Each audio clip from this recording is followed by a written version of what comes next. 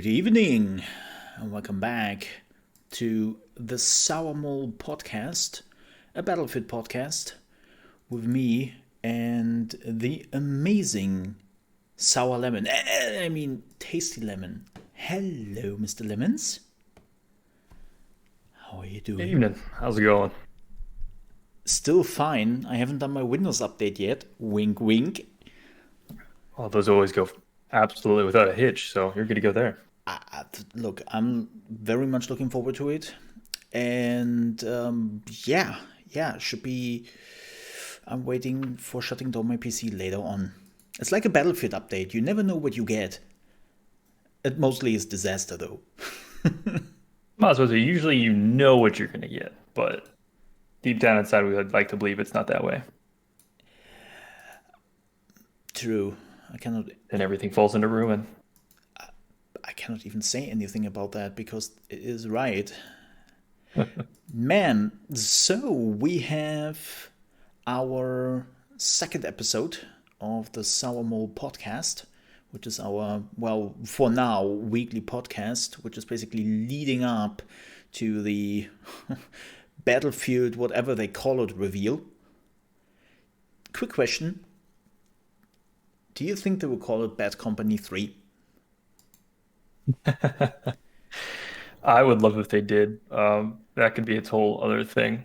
But yeah, their naming nomenclature has been absolute memes lately, so it's hard to tell where they're going. That's basically what I want to get at, because, man, this is a segue, I tell you, because today we're talking about Battlefield 4, Battlefield 1, and Battlefield Victory 5, I mean. Like, as you can see, every time DICE had completely nailed their numbers. It's, oh my god, can you believe it? When they actually call it Battlefield 2. I think that would be the final, like, meme. That would be funny.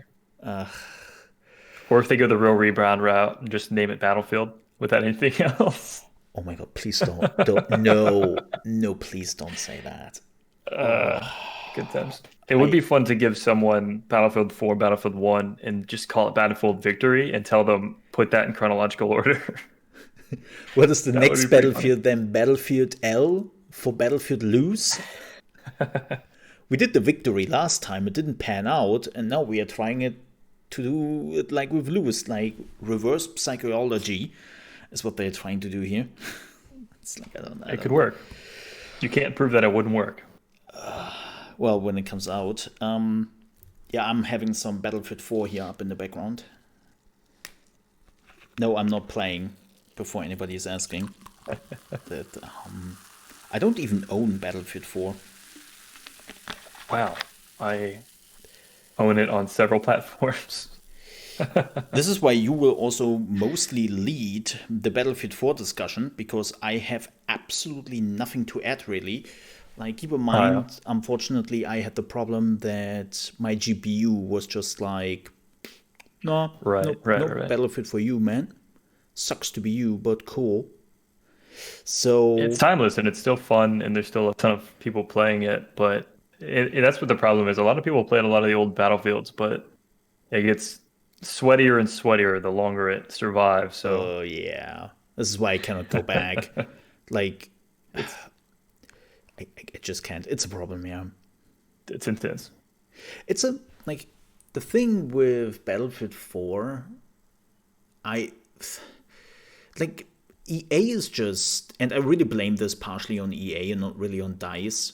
Like, EA is so bad to keep the good games running and is just moving on to the next because they are so used to it from like FIFA or NFL or NHL or whatever, right?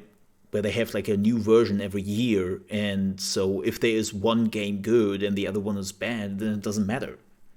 Like, next year is the next one coming out, and then nobody will talk about the game before. But with Battlefield, I don't think that works. Technically, no.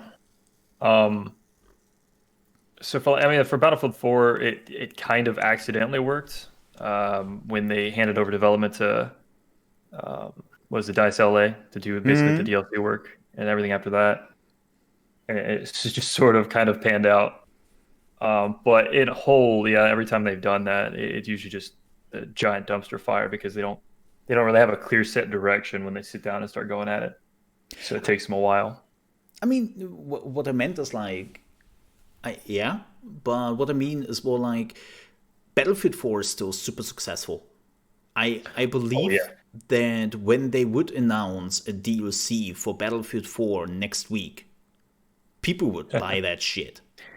Oh yeah. They would go ham on that because it's And still it is so interesting because popular. yeah, correct. And you are seeing some companies basically just completely forgo making new games. I mean, if you make a game that's making you money already, yeah, just keep putting development into it. There's no reason to just absolutely have to make the next game. I mean, how long have we had the GTA 5?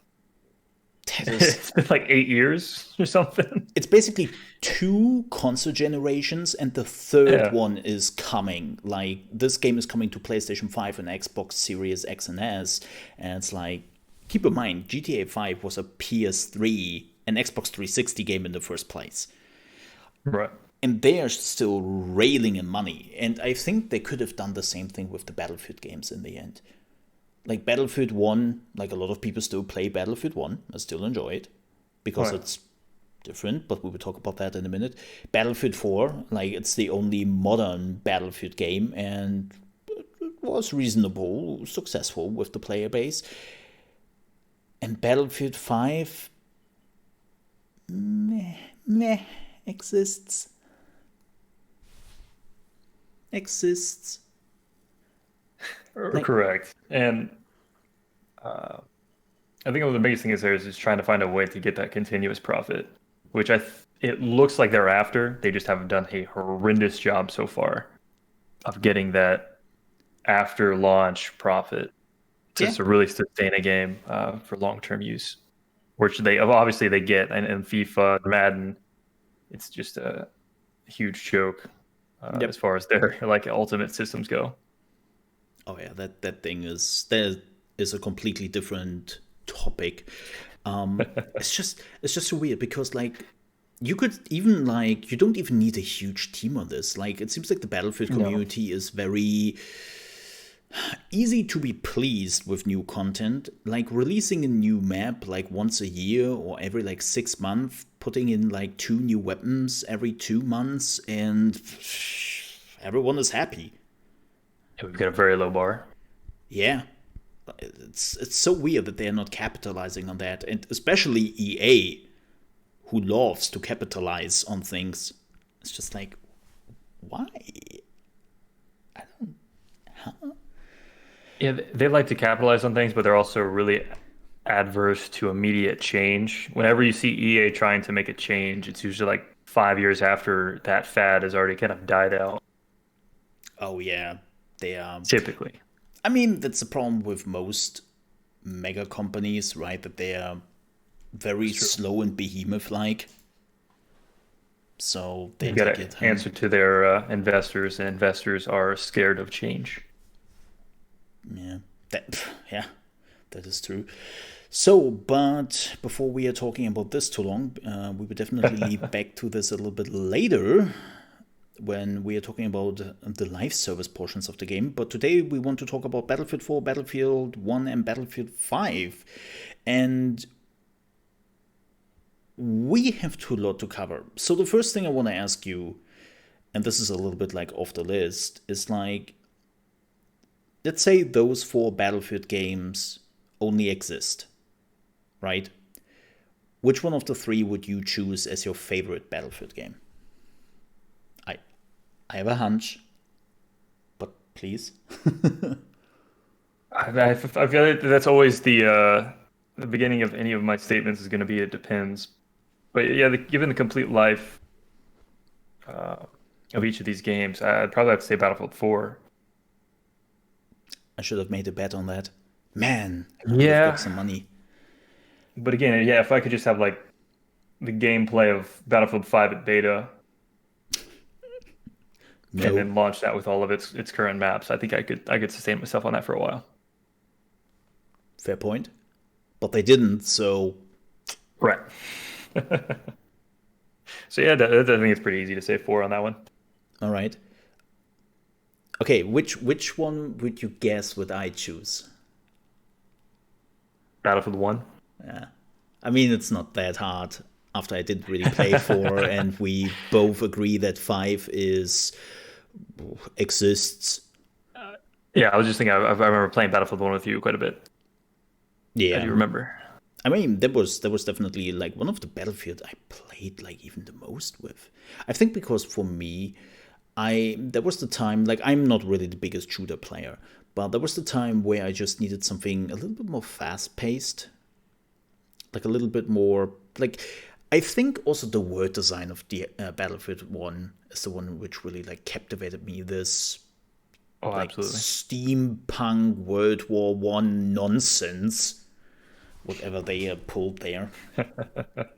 So Yeah, I do love that whole meme. People love to grill Battlefield 5 about being historically inaccurate, and then you look at Battlefield 1, it's just like, well, what do you call on this then? I think the only thing they did right in Battlefield 1 is the nations which are fighting in the war, and that's about it. Right. They're like, well, we developed this weapon in the game that someone drew a picture of during World War One, so we're just going to go ahead and assume everyone used it. I mean, fun that you mention it. Has been a controversy, not just in the Battlefield community, but it has also been like in World of Tanks or even like War Thunder and something like that, Yeah. where they have like some prototype battlefields or jet engine fighters on the German side or something like that. It's like, yeah, they had those prototypes, they had those ideas, but never really like happened. Right? Like it seems like everyone is taking the freedoms because then it's at some point there is a limited amount of content in World War II. And at some point, like developers are just like, dread. We have basically now put every weapon, every like vehicle in the game we could have found, which was actually used for the World War II. What are we doing now? We need more content. Well, to Google. And let's see what we can find. Yeah. And I can understand that. I can understand that. All right. Battlefield 4. Like, what was the one thing which like this game did really well and you remember about? Oh, like, yeah. When somebody is asking you like, hey, you like Battlefield 4, right? You have played it quite a bit. What makes it so good? Like, what makes this tick? Yeah, at the very launch, the Levolution, I would say, what was absolutely awesome. I mean, once you play through each map a few times and people just immediately start triggering those things at the very beginning of the game, it changes. But like when you first play the game and see some of those happen, it's just like, well, shit, that's cool. Yeah, which by the way, just happened right here in the video. Yeah.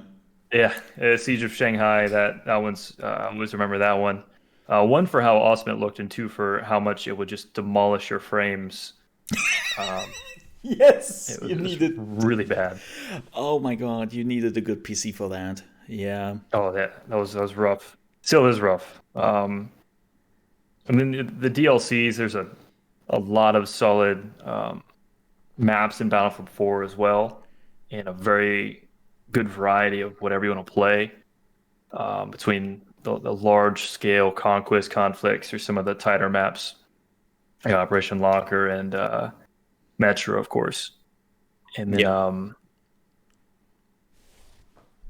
compared to the other Battlefields, I think it was probably the last one that really featured weapons that you could carry into every class.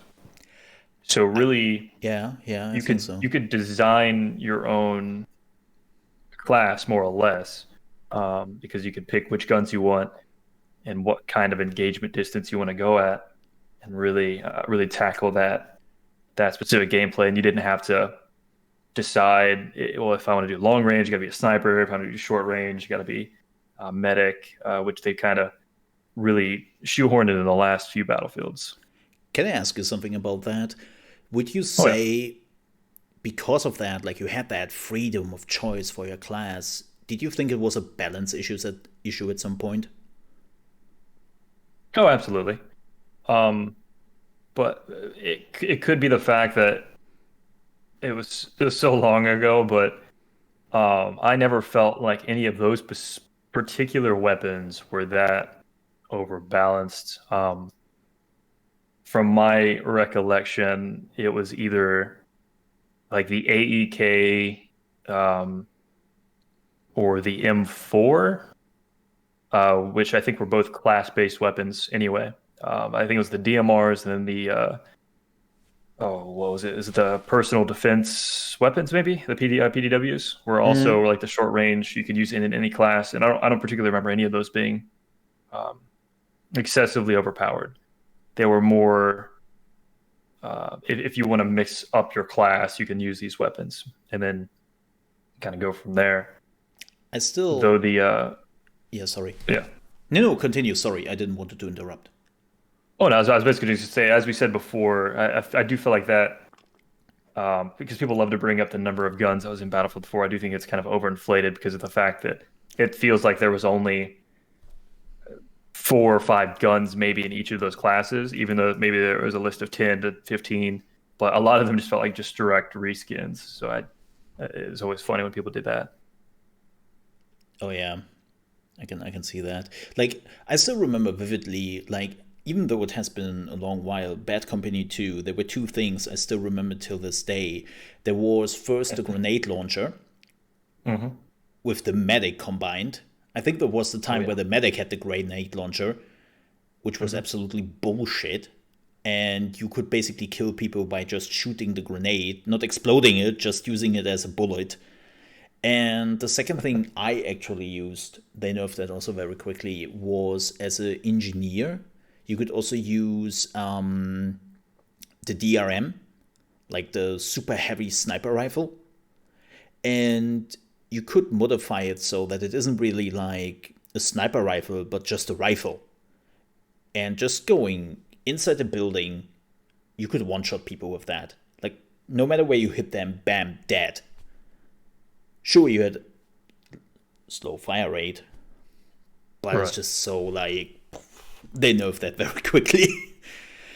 Correct. And yeah, the sniping in Bad Company was a whole different animal too, because basically everything was about a one-shot hit kill, even to the chest. That wasn't in So Battlefield 4 the case, right? Right? technically no, except for the pickups. There was a few pickups that were even semi-automatic that were one-shot kill. Ugh. Okay. They weren't usually widely used. I don't remember them really ever being a problem. Some people were really good with the oh shoot. I don't even remember what it was. It was a special rifle you can get from the Don't look at me.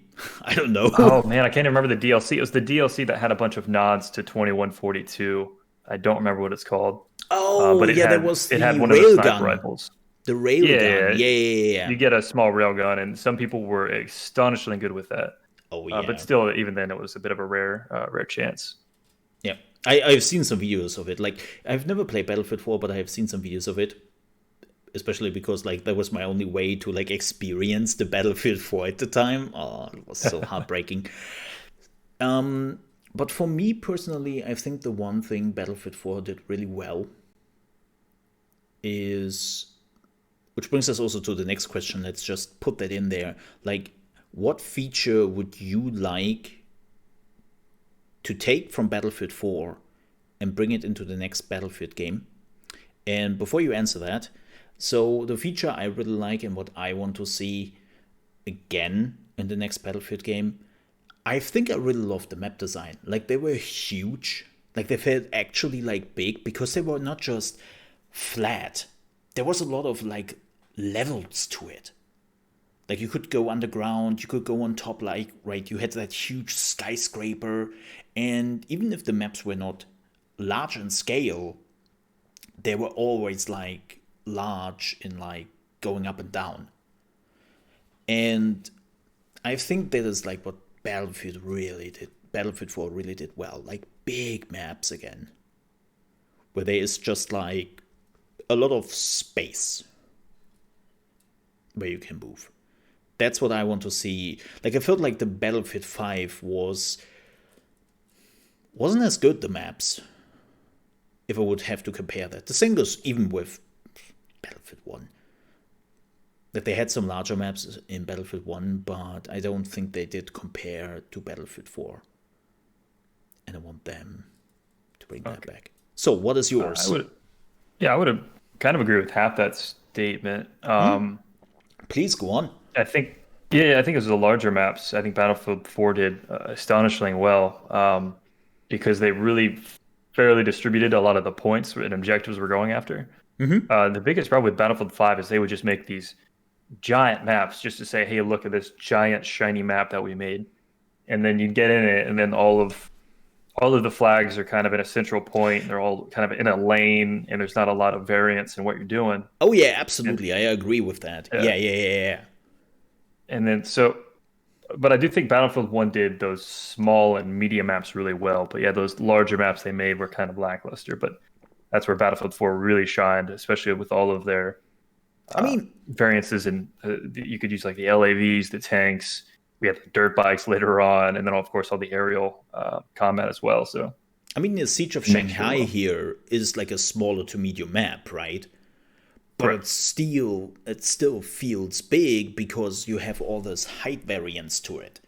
Like there are always like nooks and crannies and underground, and so it doesn't look big on the map. But then you realize, oh damn, there's a whole subsystem in the buildings or even like in the underground. So this is what I actually meant, right? Like this is what I want to see.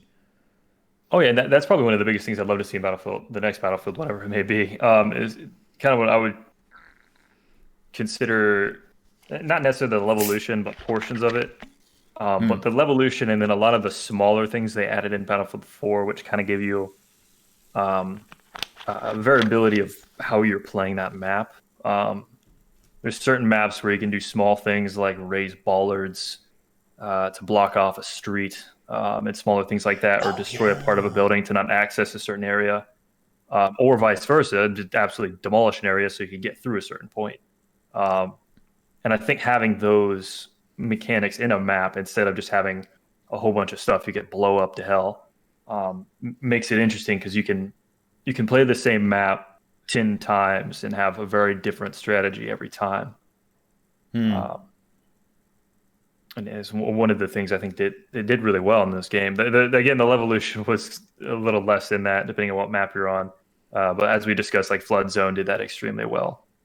It's where that can very much change on how you're playing that map. I would definitely see like Levolution, but a little bit more dynamic. Maybe having like smaller events on the map which happen, but multiple ones. And depending on how many of those smaller events you trigger, it can help you or can really prevent you from actually using certain things. Like as we already said, that tanks are becoming completely useless on a map because like people just overdid it, or it's not, or let's say it's not as easily triggerable. Like I always had the feeling that in Battlefield 4, right, like the huge building in the middle, whatever that tower was, like you just needed to shoot it often enough, and everyone did it. Yeah, it's like 1 week into the game and everyone's just racing to trigger the Levolution of the map, of any map. It was really funny. Yeah, I would love to have like multiple triggers of that, and they are like rather hard to do. Like I would love to see maps where the Levolution doesn't happen at all, and then next time it actually happens, like more dynamic, to make it a little bit more unpredictable. Yeah, I think that could work well, or even your idea of doing the smaller Levolutions that could add up to something more total would be, I think, really an ideal situation, really. Which brings us to the next game on the list, for now at least, because we are still in this range, which is Battlefield 1. And this reminds me, like, there wasn't Levolution in Battlefield 1, right? But they had weather. Right. The Sandstorm, like, that was actually, like, I know that a lot of people hated the sandstorm. I think the atmosphere they created with that sandstorm was really good. But you didn't have it all the time. Yeah. So it was a rare event. It was rare and truly did felt random. Yeah. And the way that implemented it, I think, changed the map enough. It was What probably on the other way. I think the Levolution could maybe change things too dramatically, and the weather sometimes didn't really do anything to the gameplay. what I would love to see, like, remember, I think it was it in Battlefield 1 or was it, I think they added it in Battlefield 5, where you had like multiple attack phases, and whenever like an attack happened, like it was basically like a day afterwards when you won or lost. I actually would Oh yeah, love. yeah. That was Battlefield 5, wasn't it? 5 and 1. I think they started it in 1. I forget. I think it's called Grand Operations Oh in yeah, they Battlefield put that 5. in the last minute or something in one. Yeah, Yeah, yeah, I yeah, think yeah. they had. Yeah, I think they have a different name for it in Battlefield 1. I can't remember, but it was the same idea, and it's actually a really good mode. Yeah, I would love what I would love to see is like that actually things change because there are days in between those events. Like, I don't know, it gets super cold for the last 2 days, and because of that, like the lake is frozen over, which you can now Mhm. utilize, or like there was a huge bombardment and now half of the town is like just flattened, or something like that. Like that would also be Yeah, a or really cool thing. yeah, and then even like defense fortifications are sitting there. It would have made more Oh sense if they did that in Battlefield 1, yeah. but it'd be cool if like if you get kind of stalemated in a certain day, the next day you would assume they would build some trenches and stuff like that.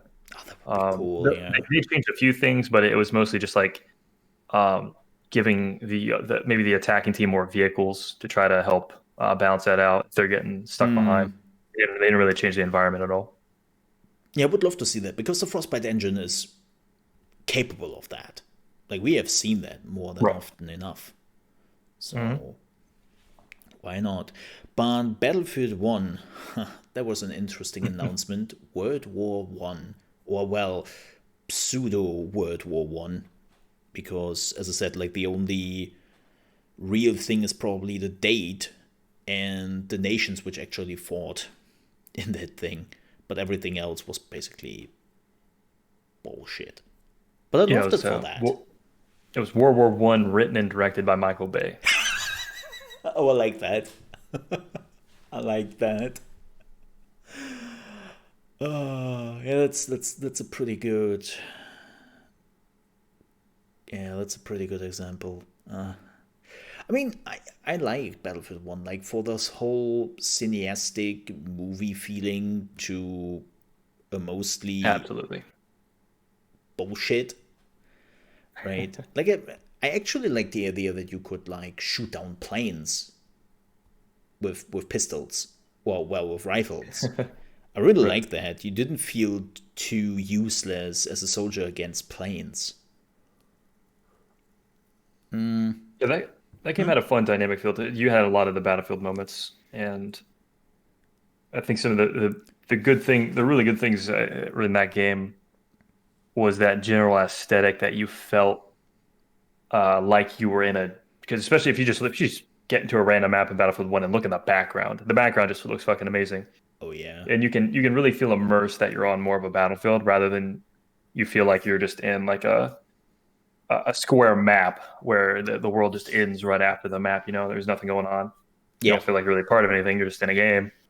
So I think the ambience of that game was done extraordinarily well. And then uh, the behemoths, while I do feel like generally they were useless, I thought was a cool, nifty feature.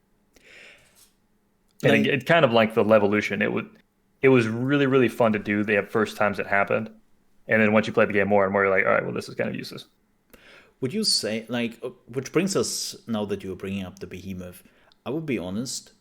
If I have to make a decision, like a thing I would love to see from Battlefield 1 again, it was the special classes and the Oh God. behemoth. I liked the special classes. You hated them? I did, and it depends on how they're done well, because I like to complain about them, and then people like to bring them. Well, they're in Battlefield 4. Technically, kind of. They had the special weapons you could pick up in Battlefield 4, but I felt like those were more. of just an item you could pick up rather than like a full-on upgrade. Mm-hmm.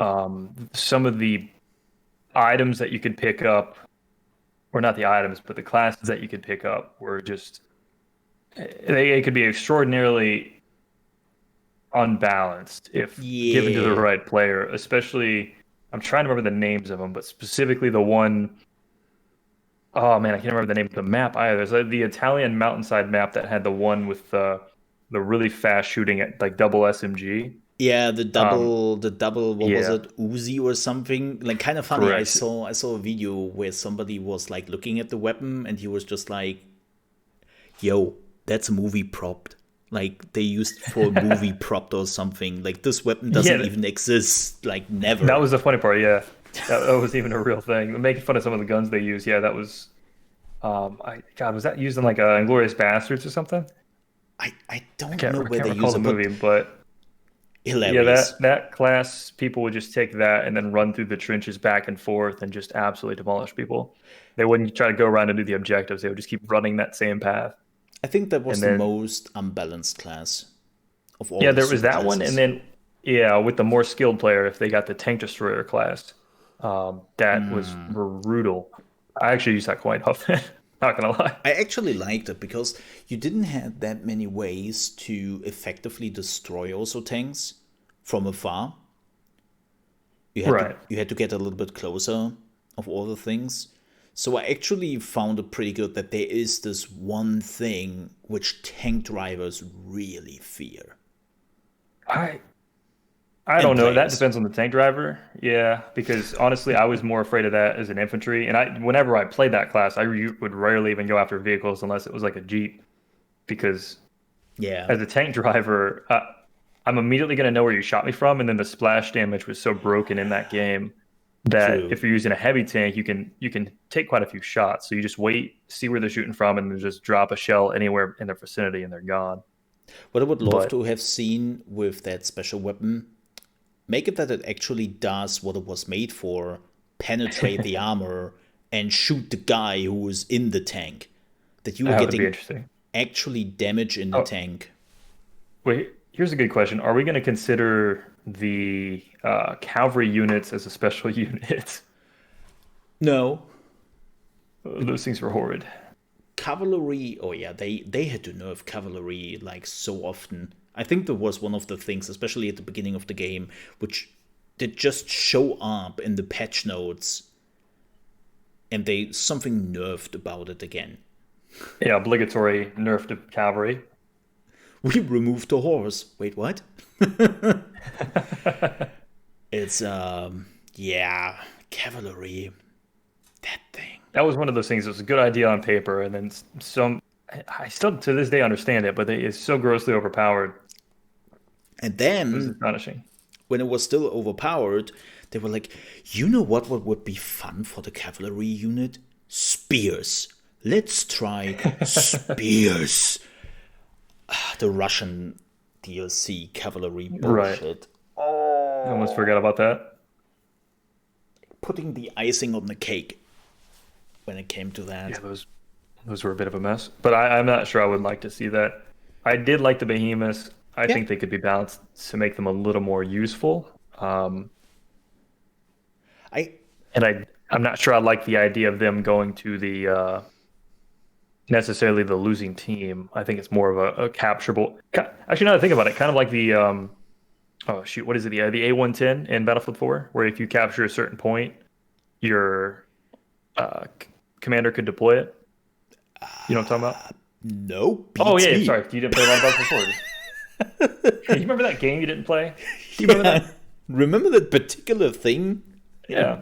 But No. essentially what that was is if you capture a certain point, and man, that's the thing we haven't talked about at all. We can talk about that later, but it's the commanders in Battlefield 4. Oh God. Oh But they yeah. could they could deploy an A110, which would basically do just a circular path around this flag or a certain area, and then you could have people spawn in it and shoot certain guns out of it. So it was kind of an on track behemoth that people could Ooh. spawn in and shoot out of, and you could also blow it up if you're on the other team. Uh, Okay. I think those did some real damage, but anytime a behemoth spawned for the in Battlefield 1, I feel like especially if you're in the losing team, all it means is there's going to be about 6 or 7 people not trying to go after an objective. They're just going to be Yeah. camping in some ridiculous behemoth trying to get some kills, and it won't sway things that much. I think like there were some behemoths which were really good. Like I think that the Right. French tank, the French super tank, Yeah. that thing was actually helpful because well, it was another Hmm. tank. Right. The blimp, well, it's a blimp. Like, yeah, was pretty limp. Get it? Sorry, sorry, that was bad. That was bad. I'm sorry. Like the limp was the blimp. The blimp was really bad. Like, ugh, that thing was just useless. The train, it depended on the map. Like I think in the desert map, Karsken, I don't know what it was anymore. Like I think there the train was actually kind of useful. In the The train is city, dependent on the other team because if you have competent tank players on the other team, that train will blow up so quickly. because it's on It's rails, astonishing. right? Oh yeah, Like yeah, it's just sitting there. It's so easy to hit. It's a huge target. You know exactly where it's going to be. You can take out the enemy gunners relatively quickly. The only thing that might kill you is the mortar. yeah, So as long as you're not sitting in a certain space for too long shooting at it, otherwise a single tank can hypothetically tank out the train in a relatively decent amount of time. If you got several tanks aiming right at it, it's gone in no time. yep, that's for sure. Then we had the what else? We had the blimp, we had the tank, we had the train. The warship, The the warship. giant battleship. I mean, the problem with the giant battleship was it was only in like one or two maps. It was so I honestly only weird. remember the one. I mean, there was like I think there was the Italian map, and maybe no, they actually had it also in the Turkish DLC, where you basically Oh, yep, I know go what to Turkey. you're talking Yeah, I remember two maps, about. and I think it did all right Yeah, that was because pretty good. people were just ignoring it because it was on the water, and people were like, wet, don't like. So people were just moving on. But yeah, it was again like too many people just not helping your team push. And the firepower was not strong enough. So I would love to see that back in the next Battlefield game, but more condensed. Like something really which really helps. And I hate to say this. Oh my god. People will hate me for making even the comparison. But Star Wars Battlefront 2 did I'm actually leaving. pretty well. Player left. Wait, what? Voice partner left. What? Like they actually did pretty well with the Jedi's and Sith, and you know what I mean. Like they actually did really well with the superheroes because they could push with that thing and they could actually turn it around. Like, of course, we don't need superheroes, but like maybe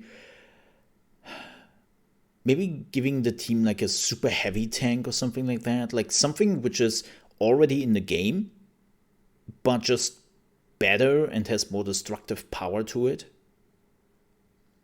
Like maybe even for jets or whatever. Right. That's what I would love to see. What is the one thing you would love to see from Battlefield 1? Well, the Battlefield one would be kind of in more of the same kind of, I guess, some sort of Don't say behemoth type cavalry or I ban system. you. You're right. Definitely no specialized classes. I think those could maybe just goes right in the trash. Yeah. But a more focused and smaller case behemoth similar to the A110 we got in Battlefield 4. What we thought the commander system because that was a mess of its own. And yeah, the general map style, if we can get like the small, medium maps of Battlefield 1 and then shoehorn some Battlefield 4 large maps in there, kind of that same style, I think it's really good. Spread out maps with a lot of objectives and a lot of routes to get to places. I think that Battlefield 1, for the most part, did exceedingly well in that. Yeah. All right, so that is what you would take. Let me ask you one particular thing for you, you old tank sniper dirtbag. This question is for you. The system how they handle tanks in Battlefield 1, and I mean like the heavy tank, right? That you had like multiple people technically to use it. Like, would you say that system was a good idea? Like having like the light tank, which could be usable with one person, and then the heavy tank, which technically needed multiple people. I would say that was useless. I always use the heavy tank, and I could not care less. And honestly, if there was an option to turn off letting people into my tank, I'd do it. I like being a mobile beacon because I'm usually on the point, but the amount of times that I've been in a tank and someone spawns in and I'm trying to pull like a 500-yard flank and I'm right next to the enemy, almost there, it's been like a 10-minute run, and then some a-hole just starts shooting anywhere and everywhere, and then the whole team just kind of turns around and nukes me. Is just astonishing. But the tank mechanics, I think, were not really done that well. Battlefield 1, I think they were way too. I think all the vehicles in Battlefield 1 were done poorly. They were all janky. They were janky. They were kind of too easy to use, which did make sense given the time frame. You could die quickly, but the fact that they're very easy to use but you could die quickly just means that the people who are good at them already are just going to absolutely mow down people. Yeah. And it was just so easy for me to do that in a heavy tank on some of these maps. It was kind of ridiculous, given the fact that you just auto heal, or not auto heal, but you could continuously heal yourself. It was still very bullshit what you could do with the tanks, yeah. Yeah, there was unlimited ammo. You had to wait a little bit, but who really cares? You still got unlimited ammo. You didn't have to go anywhere. And then the explosive damage in Battlefield 1 was kind of broken. The radius was way too large, comically large. That was like you could hit from explosives where you couldn't even see the explosion anymore, and you were like, "What hit me? Yeah, the explosive wave, man. What? I was 200 meters away. Nope." Yeah, I had a lot of angry messages just because I saw an angry Dorito on the mini map behind cover who thought he was all safe, and then I'm like, "Well, here you go, have this, buddy." I think this was the first time in the Battlefield game. Just a quick note for me, where actually people called me cheater. And you know me playing those Battlefield or shooter games in general and my aim, right? Like people calling me out a cheater is like, yeah, you don't know. That's another thing is the Battlefield 1, 4, and 3, using general logic in your mini map could win you about 60% of the fights. Yeah, that is very true. I mean, well, this will now be a little bit tough. So let's move on for now, at least, to Battlefield Victory or Battlefield 5. You're allowed to use both. Battlefield 5.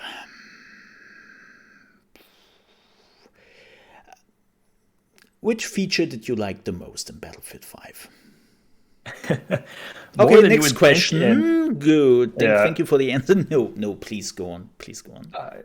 More than one would think, and I think one of them will be extremely controversial. We'll start with the nice, easy ones first, which is the general gunplay, but not the damage mechanics. If that makes sense, just the act of shooting the guns, the sound, the feel.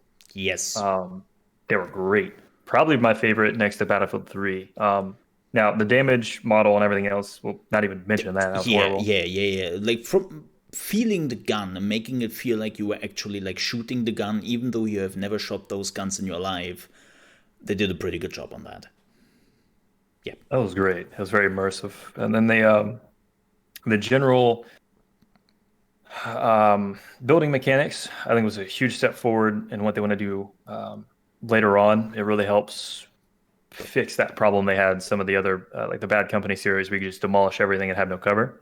But I did think they nailed it really in Battlefield 1? In Battlefield 5.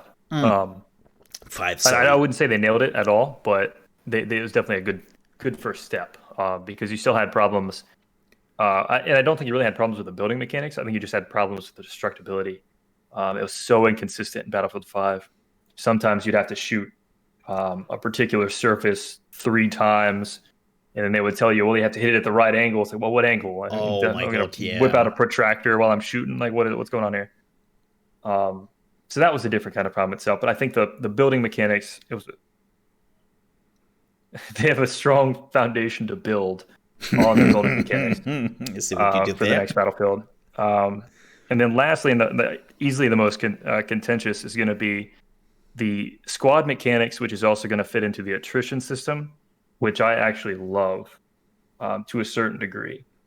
And the whole idea of making it difficult to get ammo, difficult to get health, Yeah, I like that. and then usually using ammo from people's bodies, and then making it more difficult to distribute. Like you couldn't just throw down your health box, your ammo box, and it'll just automatically give everyone everything. They have to walk up to it and get it.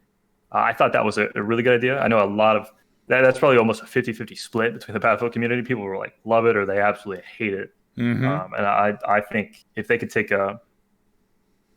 just a better working version of that, and again, I think it's back to the mechanics were good, but the way that they balanced it was not similar to the gunplay. I think if they could give that to a system with better balance, I think it would be really good. Yeah. So let me tell you about the things I loved in Battlefield game.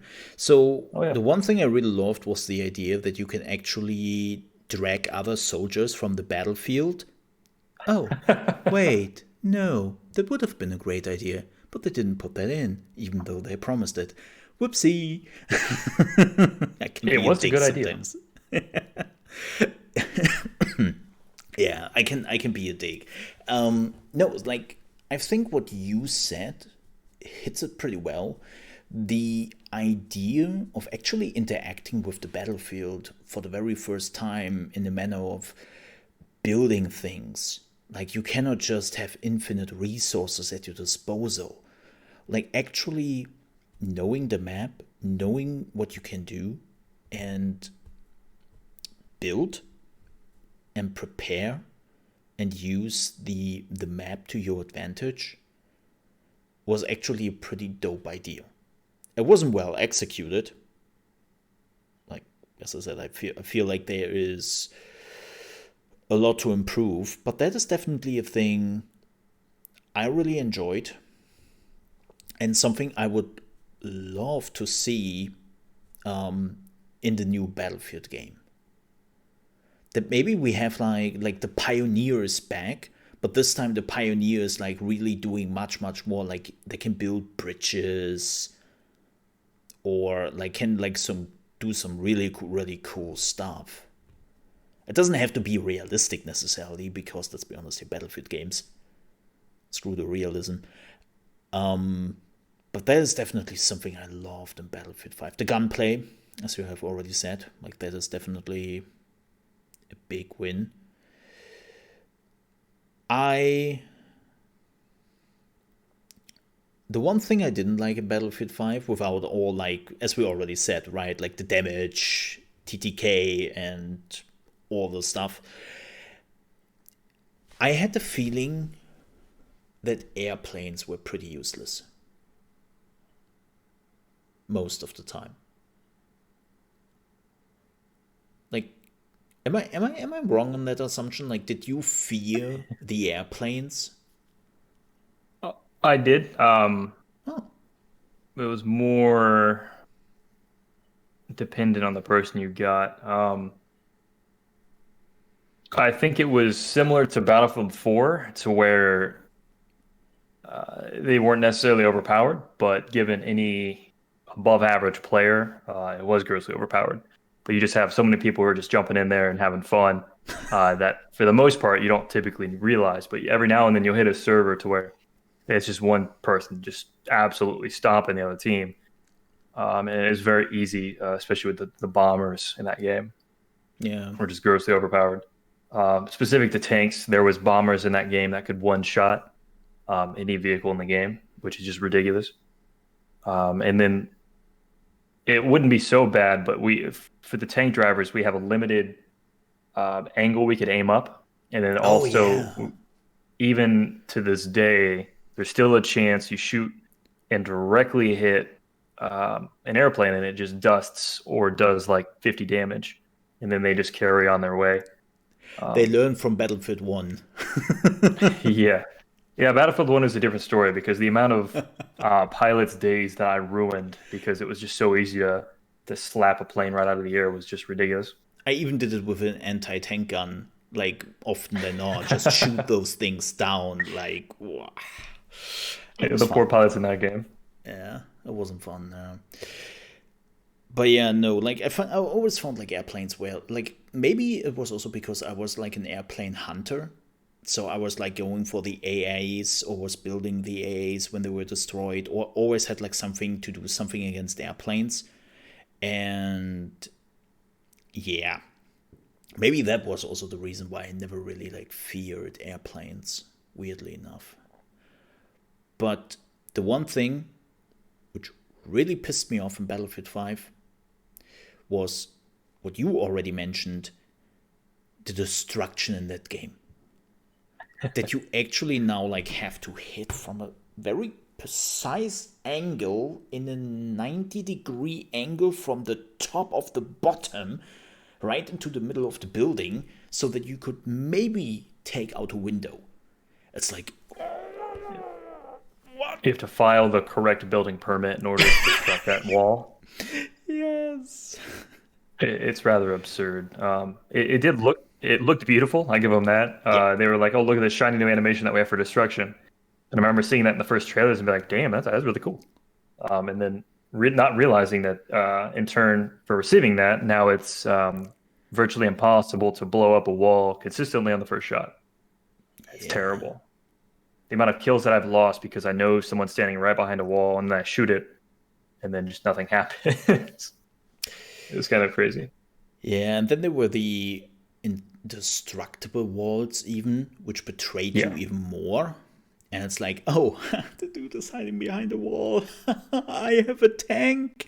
And nothing happens because, well, you chose one of the indestructible walls. Have a nice day. Special wall. Yeah, it's like, why would you... What?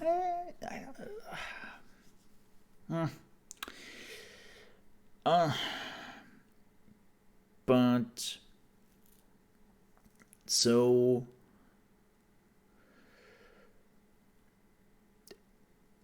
If you like take all those Battlefield games and you would combine them in one sentence, what would that sentence be? Like I can take you mine, and mine is pretty easy. It's like it would be a roller coaster of good and bad ideas. Like we had some really good stuff. Yeah, I've got the same format. It reminds me of an old Western with Clint Eastwood in it. The title of the film was The Good, the Bad, and the Ugly. Oh, yeah. I think that might be about as fitting as you could possibly get. It's actually fitting because Battlefield 4 was probably the good, Battlefield 1 the bad, and Battlefield 5 the ugly. Essentially, oversimplifying that to a degree. Yeah. Well, it's been all over the place for the past few games. Which brings me a little bit up to what I would really love to see in Battlefield 6 is just you had a lot of good ideas, guys, and some ideas which worked really, really well, and then you had ideas which needs a little bit of work, right? They were nice, like the building in Battlefield 5, nice idea, needs a bit of work, and then we had absolutely terrible ideas which don't even need work, which is just bullshit. Hello, cavalry, how is your day, dipshit? Gah. Cavalry was just, nah. That thing was unnecessary. But what I would love to see is take the ideas which worked, take a good look at the ideas which were nice but didn't really fully work out, and just try them again, but make them right this time. That's what I would love to see. That's some pro level tips. Look, I could go into the details exactly. Like we already talked about. Just don't suck, guys. Just don't suck. No, like we already talked about the Levolution, right? We did, yeah. Like, Levolution is a great idea. What am I looking at, by the way? Two people just hitting... I was getting very well distracted. They were having like a medieval fight here with a bunch of shields and phantom bows. Yeah, okay. Like, if you were listening to the podcast, by the way, on Spotify, and you were like, wait, why did they stop? We just saw two people with riot shields just hitting each other stupidly. Was comical. Battlefield. This actually, and it's a completely different thing. Actually, we could go back if we're going to say things we want in Battlefield 6, are some of these niche modes. So this is actually from Gunplay, when this was a thing in Battlefield, and I really deeply miss that. Gunplay and Capture the Flag, modes that are not often played, but are really fun to unwind with. Yeah. You don't have to go always try-hard mode in Battlefield games. I think this is also why I love Battlefield games. Like, in comparison to a Call of Duty. Like, Call of Duty, we always make fun about Call of Duty players, right? Call of Duty player, what a noob. But as somebody who has played the last Call of Duty games, everyone is a bunch of tryhard in that game. Like, everyone is, the moment a new Call of Duty is coming out, everyone tries to be the next 360 no-scope esport pro. And I'm getting old. I don't need that. I don't need that. Yeah, I do love seeing clips of people calling themselves a pro in a video game that's been out for 24 hours. And it's like, okay, sure you are, but... But I don't need that. Like, in my like, this is why I always love Battlefield. Because I thought it was more like a little bit on the silly side, or not silly side, but more of the, don't take yourself too serious all the time. You know what I mean? Like with players. Oh, absolutely. Like the same Armor. You have played Armor 3, right? I have, yeah. Armor 3, Armor 2, a whole lot of the mods. So. And the thing with Armor is, like, everyone is like, yo, Squad 6 Alpha calling in. I'm on the higher end. Where are you? It's like, hi, I'm Mole? No, that's not your call sign. Give me your call sign. ChaosMole? No, that's not what I'm asking for. 648. Okay. Like, that's not what I'm looking for in a Battlefield game, personally. Yeah, it's not a mil sim, for sure. So, yeah, that's like, I hope they are like, especially Levolution. I think Levolution, like, even here, this is, what is it, Fort Knox? No, it's not Fort Knox. It's this something Operation Locker. Yeah, Operation Locker. Like, the easiest Levolution they could have done in this game is like closing the gates. Like, that things are basically closing up and closing down. They could have done this. And it would have been really fun, because that changes the map. Not in a big way. Not in a crazy way. But it would probably, like, lead to some very confused moments when you're running around the corner and the door is just closed. You cannot go through here for now. So I would love to see that. You can do that to a certain degree, by the way.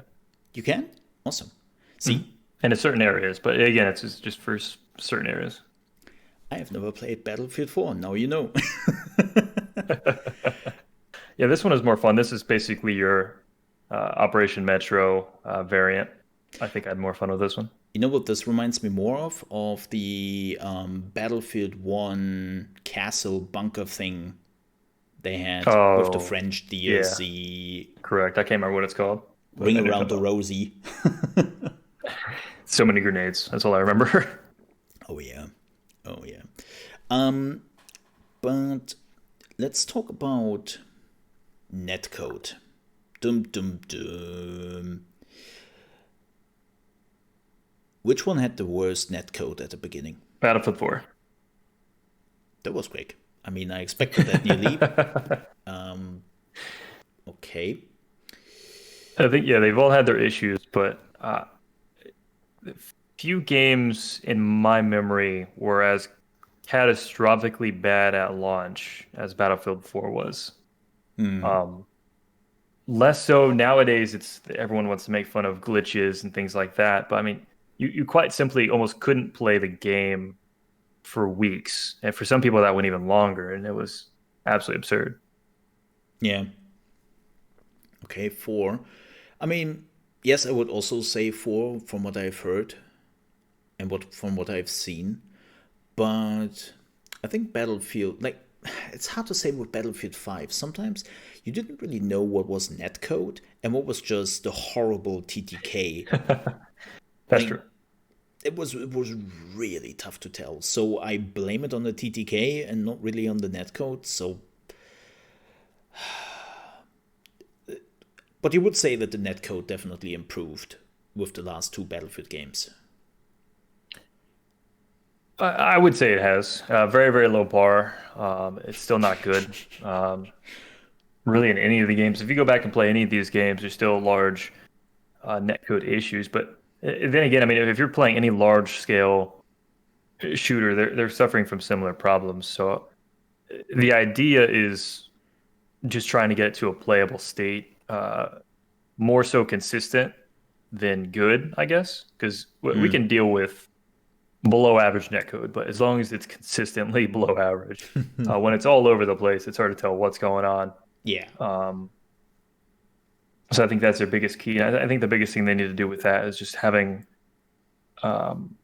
more and more large scale real betas or alphas to help try to test and find these problems before they have it on launch. Inevitably, a launch is going to have its own different problems with servers, but trying to establish issues with netcode months before release is important, because you can't just simply find an issue and solve it in a day for netcode. That is a problem that is going to take a significant amount of effort on their end. So the earlier they find it, the better. I always find it, like, I'm pretty sure it has something to do with the engine, with the Frostbite engine. But there are 2 things which at this point I also expect from Battlefield 6 to happen, because it happened in every Battlefield beta I've played. There are 2 things which are returning consistently, and I'm just surprised how they manage it. The first one is the gliding bug, where your character is just lying on the floor and is just gliding over the floor, and even going through windows gliding and stuff. Like, this bug is coming back consistently, and I'm like, how do you do that? Every time. How? How is this bug coming back every time? Like, how do you manage that? And the second one, losing sound. That you don't hear the shots anymore or something like that. It's just like, huh? Am I deaf? Am I deaf? And then you have to wait for the next round, or even have to restart the game, that you can hear the shots again. It's like every time it's coming back. How is that possible? It is funny how consistent those are. Yeah. So I assume it's an engine issue. Right. And then I'm sure you might have probably seen it, but my favorite glitch in probably any video game is that crazy neck glitch that happened in Battlefield 4 beta. Yes. When people would lay down and crouch in the wrong spot. And so what happened, for anyone who hasn't seen it, is essentially the character model, your neck for some odd reason would just extend for like a ridiculous amount. It was like 6 or 7 feet, but like your character model beyond your neck was completely fine. So it would just be your character model with some ridiculously long neck running around. And usually when that happens, it was caught in unison with the gliding glitch as well. So you would just see someone gliding across the battlefield with this ridiculously long neck, and you'd be like, "What in God's name is going on?" Yeah, and that was absolutely glorious. Very interesting. Yeah. Like, I still remember in Battlefield 1 also had this issue of, well, not with the neck, right? Like they didn't have the neck issue, but they had this issue that people would just land in like they got shot and then their whole body is like half stucking in the wall, and then they're just stretching sometimes or flabbering like all over the place. Oh yeah, they have some crazy collision mechanics going on, Yeah, there's some interesting stuff coming back, like a but poltergeist. even more spooky than Phasmophobia. Yes. Quite literally, yeah. So I really hope the netcode will be good for the next Battlefield game, especially now that we probably have like double the amount of people on the battlefield.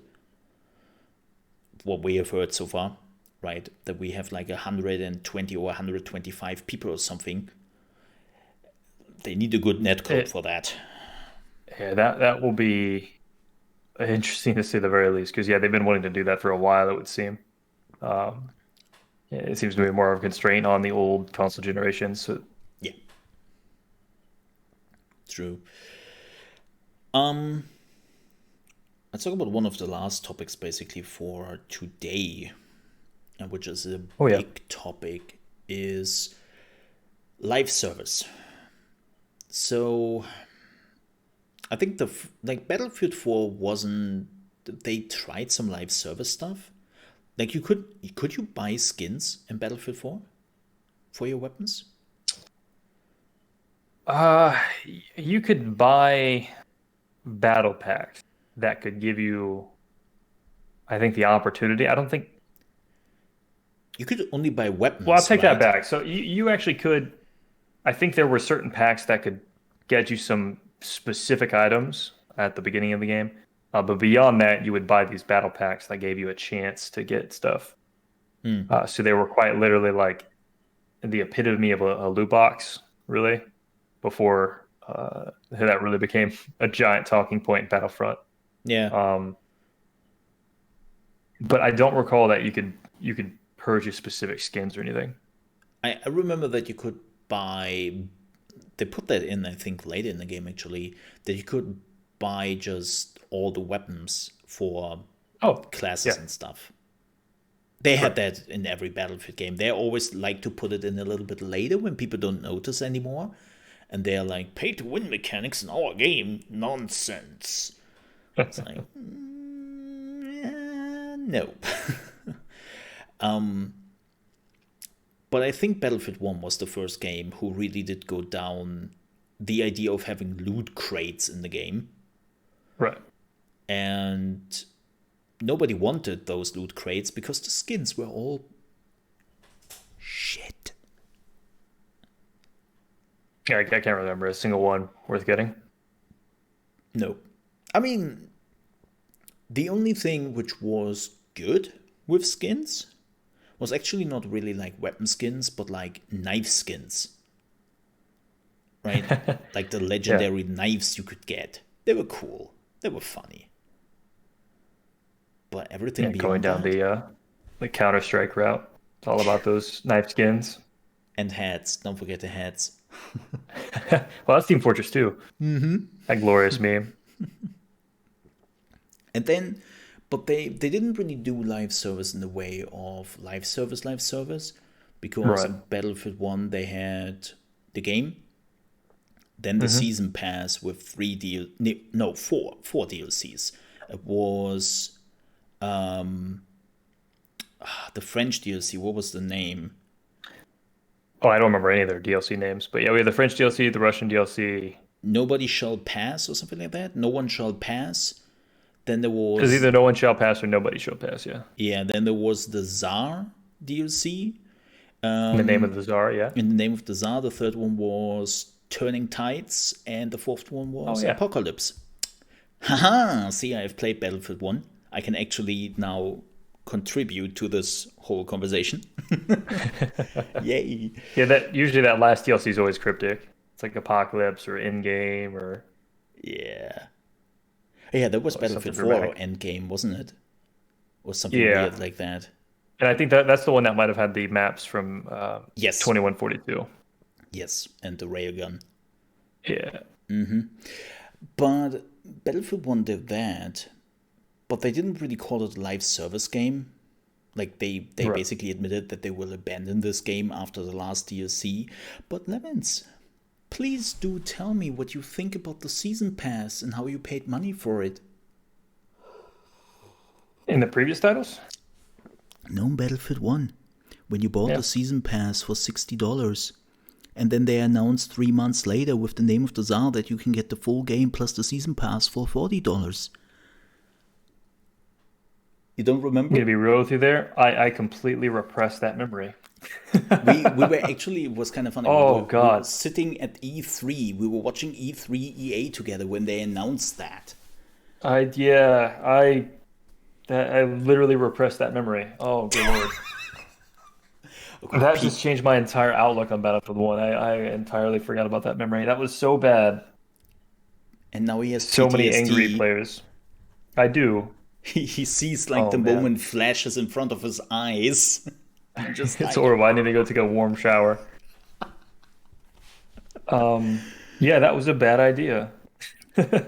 I literally like I mean it as a joke, but I actually meant it at the time when I said I want my money back. Oh, literally, yeah. That is absurd.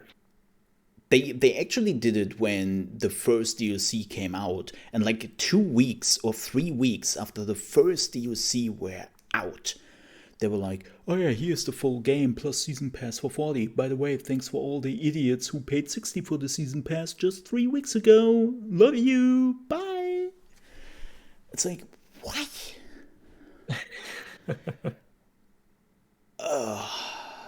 It's Yeah, there's nothing really even to say about that. It's just a straight money grab. That's all that was. And then they were like, "Oh, have we also told you that the DLCs will all be free at a point?" Like when the third DLC came out, I think like they always did it that the DLC which came before was unlocked for everyone. Yeah. It's like, what? What? Brings us back And to those are the moments where, yeah, you really have to it's rather obvious that it's EA's pushing some of these absolutely. devs to just do horrible things to their game. That was the moment when EA would have been a real person. I would have slapped them on the back of their head and be like, "You idiot!" No. No. Bad. Yeah. Bad EA. Like, and then Battlefield 5 came around. And so they didn't have loot crates this time because, well, Battlefront 2 happened in between. Yeah. And they were a little bit They would have. They would have 100%. If Disney would have hadn't grilled them a few weeks ago, they wouldn't have done that. Like they would have put in crates. Yep. And they basically put away with the season pass. Which of the two models do you like? Like which of the two models do you think they have done well? Like, tell me a little bit about it. Okay, that changes the question. Okay, so if it's in theory, I do prefer the live service build, or a system to where they do sell us a sort of premium pass, clearly not for $60, but it's sort of premium pass to where we get the content early, but then they have to tell us up front. They can't just surprise, like, here you go. They got to tell us up front, hey, this is going to be a premium system to get it early, but this content will be free for everyone eventually. A few weeks down the road or a month down the road, whatever it be.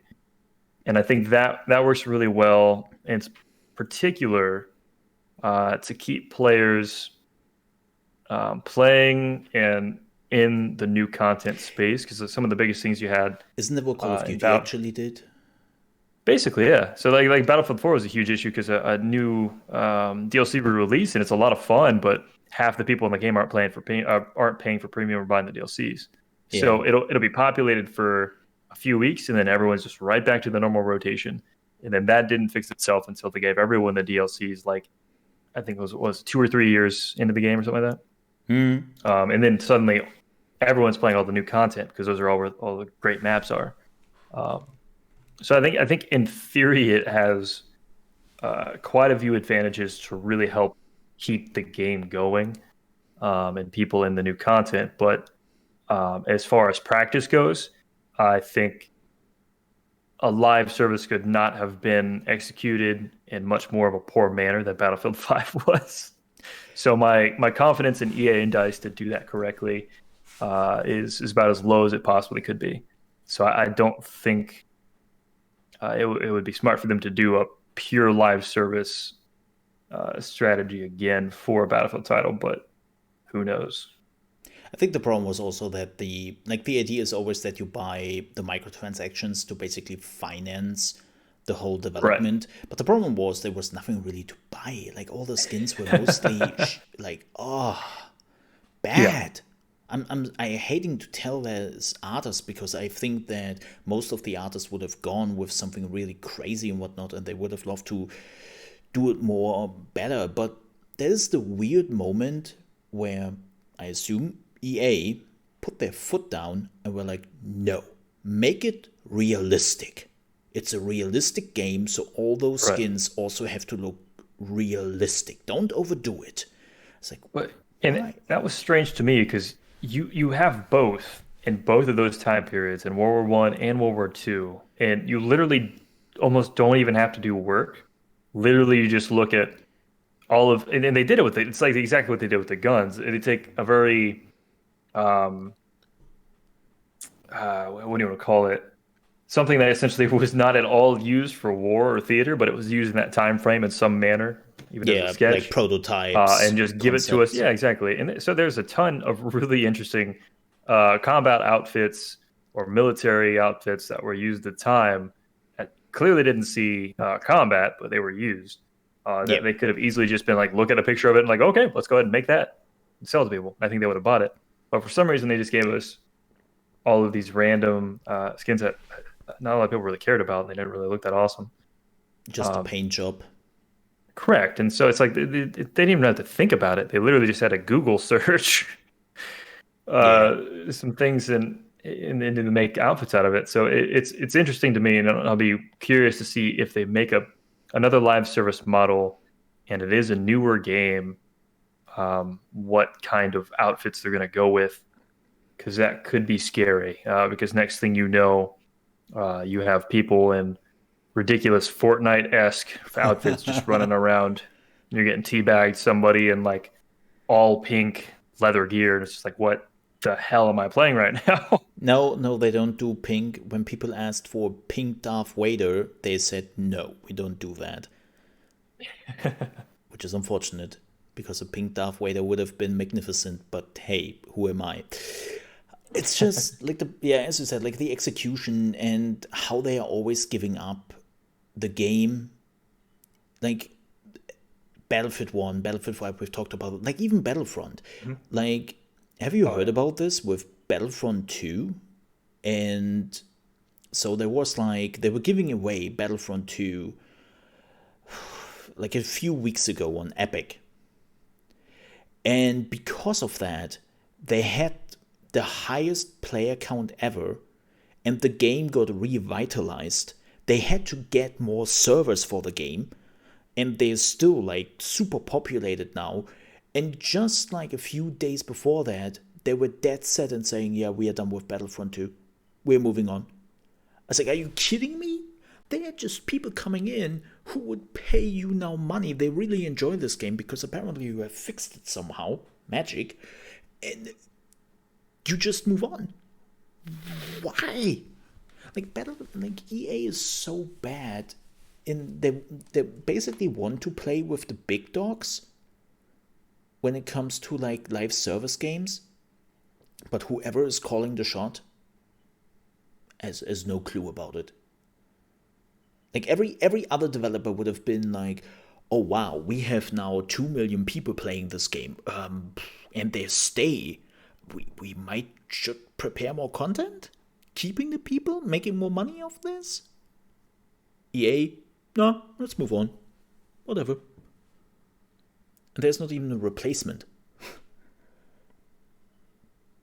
Right, and it's bad enough with the Battlefield series, but it really highlights the fact of EA being competent when you talk about any of the Star Wars games because any other publisher would quite literally kill to have the ability to make Star Wars games, and the way that they've kind of fumbled that whole thing is astonishing. And the thing with the Battlefront series is, again, that you literally are just printing gold being able to make Battlefront games, and they should be able to do that quite easily. And the fact that they're seemingly almost unwilling to want to keep continually developing that game now that they've actually got it into a good working state is just crazy.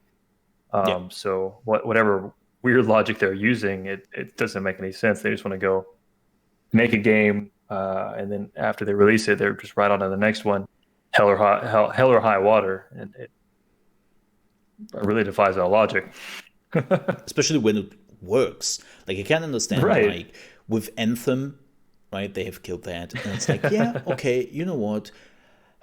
You've butchered that thing, and And that very well could be for the best, yeah, like, unfortunately. we get to that. It's like, okay, you give that up, I understand that, but all those other games work, and now if we are lucky, as you said, maybe Anthem died the martyr dead for us. It was, yeah, similar the way that the original Battlefront 2, just prior to release, essentially died because they had to completely change how they were going to sell that game. It completely restructured how the loot box system was going to be implemented in all of the EA games from there on out. I think Anthem, the way that it's just completely crumbled and fell apart, is hopefully going to keep EA just from not meddling nearly as much in the games as they have been. They have I been hope, promising that, right? But, EA promising But things. yeah, what they promise and what they deliver, very much different. Yeah, that is very true. And we can only hope that for Battlefield 6, like, we don't know how far they are in the development. Like, we know that Battlefield 6 is coming out this year. Or they said they would. Now with COVID and all the other things happening, maybe we have to wait a little bit longer. But let's say they're releasing that by the end of the year. I just hope they learn from that live service fiasco. Like, you have to do it right.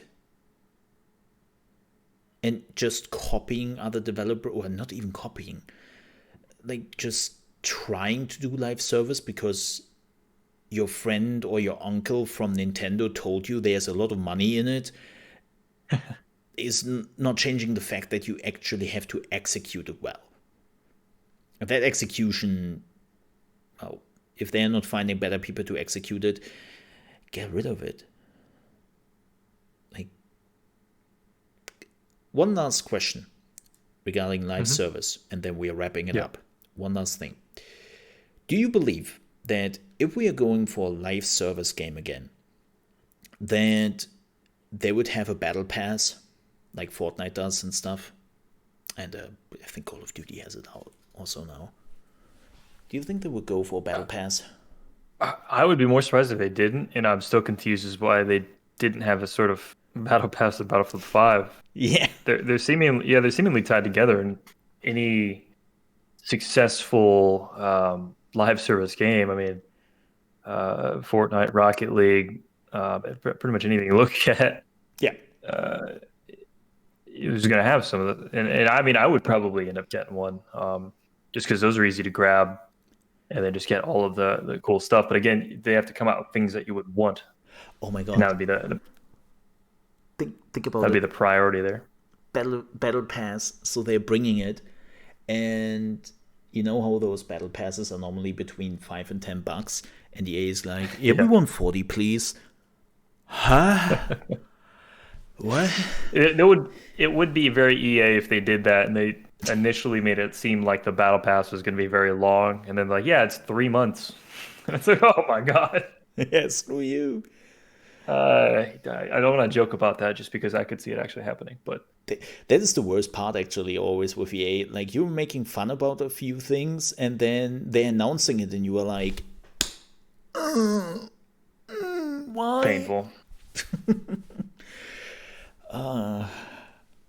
But yeah, the live service, I hope that they're nailing, especially with the content. It's not just like selling us stuff, but also like the content we got. Like I still thought that the content we got in Battlefield 5 was too slow, probably because the numbers were not great.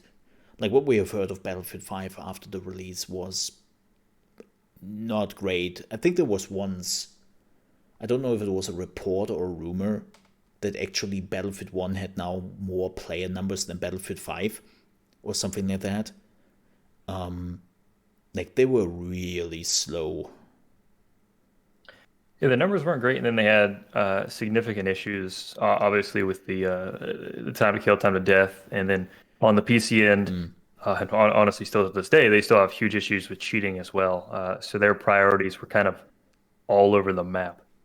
I'm not sure how a developer structures itself for that, but I'm assuming that it's not assuming that the launch is going to be a complete shit show and prioritize a lot of their staff to fix problems rather than have a lot of people trying to make new content and then having a smaller side fix some of those launch problems. But I feel like they probably underestimated that. Yeah, no. You are not like if you have issues, you're basically holding new content because that content can also bring new issues. Right. So I totally understand that like Battlefield 4, Battlefield 5 had some work to do, but I think really the big difference was that Battlefield 4, even with all the problems they had, it was still a game people played. Right. Where in Battlefield 5, it apparently, like what we have heard from numbers and earning calls and whatnot, people just jumped ship very quickly. So, yeah, we will see. Like I'm really curious what that means for Battlefield 6. And again, and it's one of those things. It's hard to anticipate what DICE is going to do, because if you look back and think about it, with the amount of sheer success they had with Battlefield 1, it really made no sense whatsoever for them to change things so dramatically into Battlefield 5. In any means, it's kind of bizarre to look back and think about that. It's so between Battlefield 1 and Battlefield 5, there's probably no larger difference between two Battlefield titles in those two games, except for maybe Hardline. We're just going to go ahead and ignore that completely. Didn't exist. Didn't exist. So the jump they made, they've never had success with a game such as Battlefield 1, and that might have inflated their ego a bit much. And I'm sure EA probably oversold the shit on how that would somehow mean that Battlefield 5 would have an equally as large as launch. I think that was a bit of a fluke on timing and on the fact that it was a World War I game, which we don't have much of. I think they probably overinflated that success and overpromised Battlefield 5 to a good deal. Yeah, that's very true. Yeah. Oh well. One last thing before we close the out. I just want to make this very clear. Even though we have pointed out quite a few negatives, we also talked about a good amount of positives, I believe. But did we? Yeah. Like, I think we had some stuff. One or two. But the thing is, like, for us, we have now been playing Battlefield for over a decade. And, like, for me personally, Battlefield is, like, the only real multiplayer shooter I play. And I have a lot of love for that game.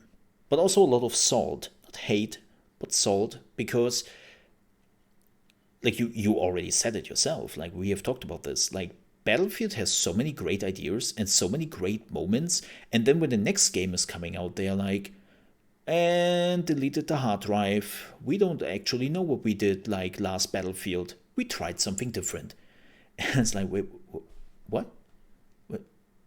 What? But why didn't you, like Battlefield 1 and Battlefield 5, right? Those huge changes. It's like, what?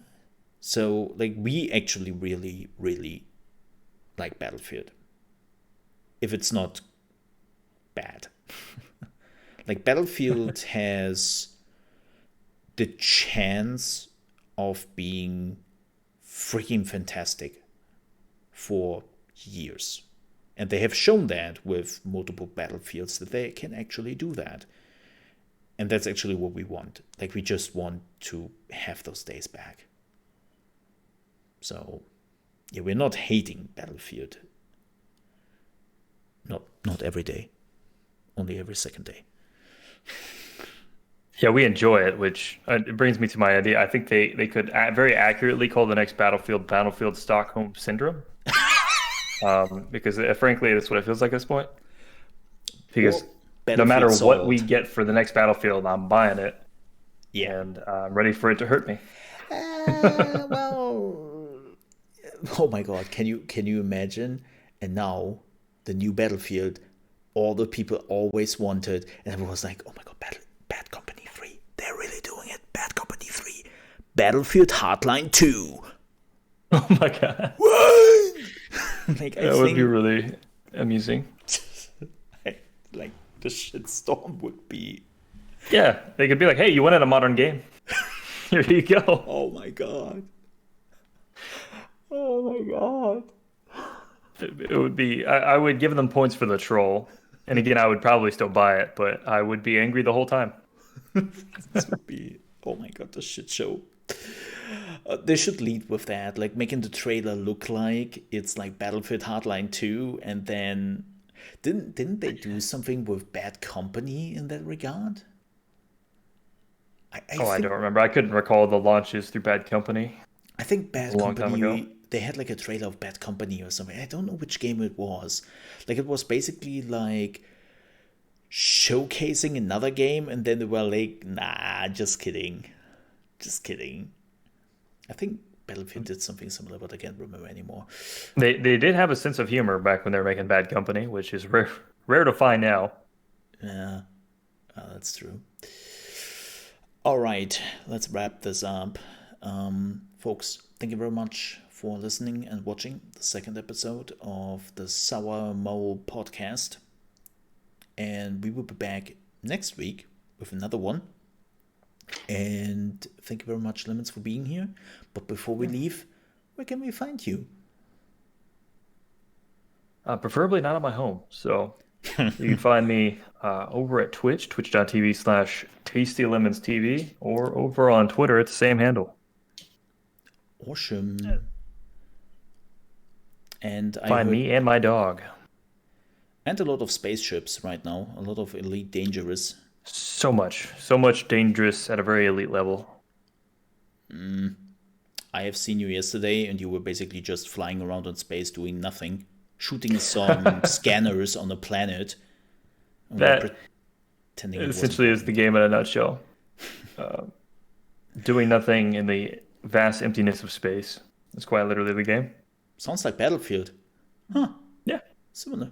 Very similar. Well, the parallels. All right. Yeah, don't forget to check out Tasty Lemons, please. I would appreciate that.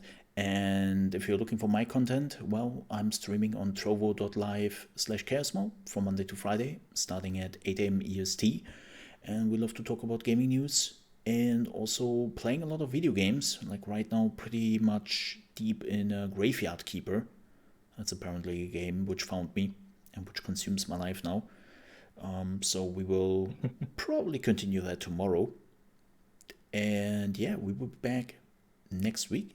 Thank you so much for watching and for listening, if you should listen on Spotify.